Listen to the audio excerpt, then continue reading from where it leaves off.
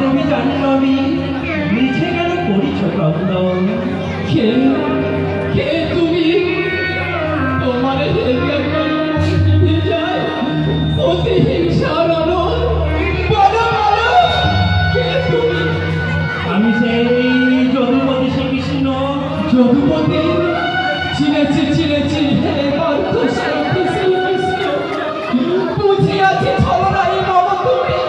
তোমারই ছলনায় কুরুক্ষেত্রের মাঠে হয়েছিল কুরু পাণ্ডবের মহারণ।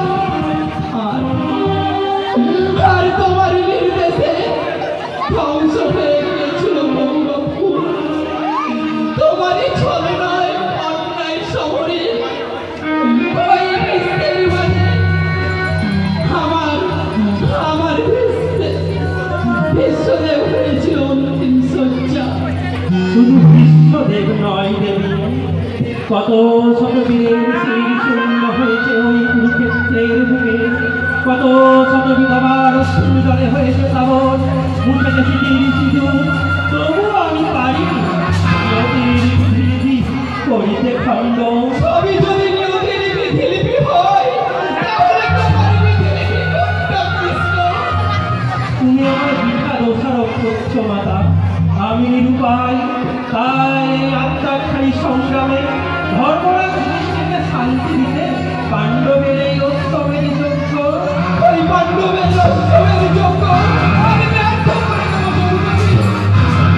পুত্র হত্যার প্রতিশোধ নিতে গজরে ওঠা মেঘের রশ্মি পথ গুলু গুলু রবে ছুটে চলো। গঙ্গার প্রলয় প্লাবন বেগে ছিন্ন ভিন্ন করে দাও ওই হস্তিনার রাজপ্রাসাদ। নিয়ে এসো ওই অর্জুনের রক্তাক্ত ছিন্নশীল ছিন্নশীল।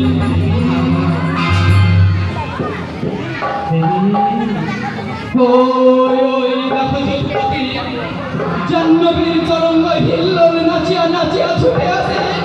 যাও ফিরে যাও পার্থসারথী শ্রীকৃষ্ণ। নহে অর্জুন শোনে রেণ সবে মিশে যাবে